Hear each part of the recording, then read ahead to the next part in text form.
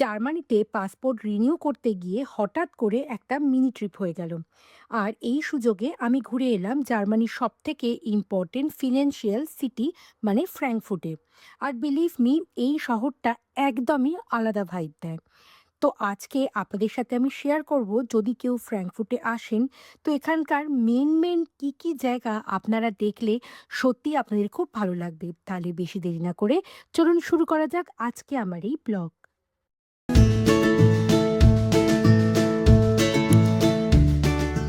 প্রথমেই বলি, ফ্র্যাঙ্কফুর্টকে বলা হয় ম্যানহাটন, মানে নিউ ইয়র্কের মতো স্কাই স্ক্যাপার সিটি এটা। জার্মানিতে এমন মডার্ন স্কাইলাইন আর কোথাও আপনি দেখবেন না। এখানেই আছে ইউরোপের সেন্ট্রাল ব্যাংক, মানে ইউরোপিয়ান সেন্ট্রাল ব্যাংক। আর পুরো ইকোনমিটাই ইউরোপের অনেকটা এখান থেকেই কন্ট্রোল হয়। তাই শুধু ফ্র্যাঙ্কফুর্ট এখানকার সিটি নয়, জার্মানির ফিনান্সিয়াল একটা হাব। সকাল সকাল আমাদের পাসপোর্টের কাজ হয়ে যাওয়ার পর আমাদের খুব খিদে পেয়ে গেছিল। তাই ফ্র্যাঙ্কফুর্টের এখানকার ফেমাস সারভানা ভবনে আজকে আমরা চলে এসেছি। অনেক দিন থেকেই শুনেছিলাম এই সারভানা ভবনের কথা, আর আজকে এটার একটা সুযোগ হয়ে গেল। সারভানা ভবন, এখানে সবসময় ভেজিটেরিয়ান ফুড পাওয়া যায়। আর যারা ভেজিটেরিয়ান ফুড পছন্দ করেন তাদের জন্য এটা স্বর্গরাজ্য। এই সারভানা ভবন কোলোনেও আছে। আমি এখান থেকে অনেকবারই ধোসা খেয়েছি, তবে আজকে আমার খুব ইচ্ছা হলো নর্থ ইন্ডিয়ান থালি খাবো। যদিও সারভানা ভবন মেনলি স্পেশালিটি হলো সাউথ ইন্ডিয়ান খাবারের জন্য, তাও আজকে আমার মনে হলো নর্থ ইন্ডিয়ান থালিটা একবার খেয়ে দেখি।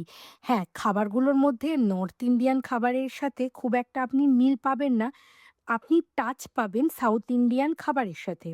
এখানে একটা পোলাও আছে, সঙ্গে পনিরের একটা তরকারি আছে, ছোলে আছে, ডাল আছে, আর সঙ্গে দিয়েছে পরোটা।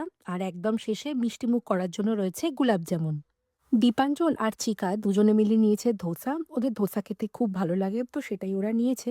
তবে কেউ যদি এই ফ্র্যাঙ্কফুর্টে আসেন আর কারোর যদি এই ভেজ খাবার-দাবার পছন্দ হয়, তাহলে অবশ্যই এই সারভানা ভবনে অবশ্যই আসতে পারেন। চলুন এবার বেরিয়ে যাই, আর তারপরে যাই এখানে কিছু উল্লেখযোগ্য জায়গা যেটার জন্য আজকের এই ব্লগটা করা।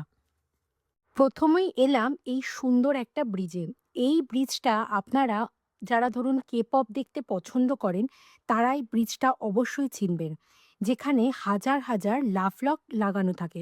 যদিও ইউরোপের সমস্ত যে নদীর ওপরের আয়রন ব্রিজগুলো থাকে, তার উপর এরকম লাভ লক লাগানোই থাকে। এই ব্রিজটার নাম হলো আইজানা স্ট্রেক। কাপলরা এখানে এসে লক লাগিয়ে কিটা নদীতে ছুঁড়ে ফেলে দেয়।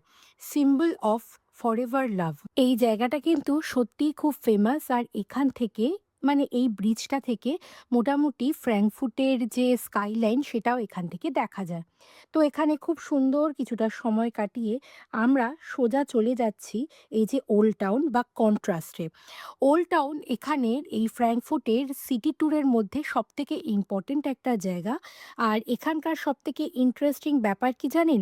এটার একদিকে যেমন আল্ট্রা মডার্ন বিল্ডিং আছে, আর অন্যদিকে একদম হিস্টোরিক্যাল জার্মানি রয়েছে। এই এরিয়াটা হলো রোমান বার্গ মিডল এজ থেকে ফ্র্যাঙ্কফুর্টের এর মেন সেন্টার ছিল। আর টুরিস্টরা এখানে যারা আসে তারা এখানে ছবি তো তুলবেই।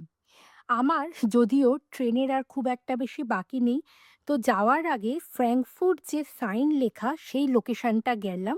আর এটা একদমই কাছে এই ওল্ড টাউন থেকেই। আর এটা ফ্র্যাঙ্কফুর্ট ক্যাথিড্রালের একদমই কাছে। তো এখানে আর গেলাম না, কারণ আর সময় নেই। কারণ আজকে তো বেশি সময় নিয়ে আসেনি। বিকেল ৫টার সময় যেহেতু আমাদের ট্রেন আছে, সেই জন্য বেশি আর জায়গাতে ঘুরতে পারলাম না।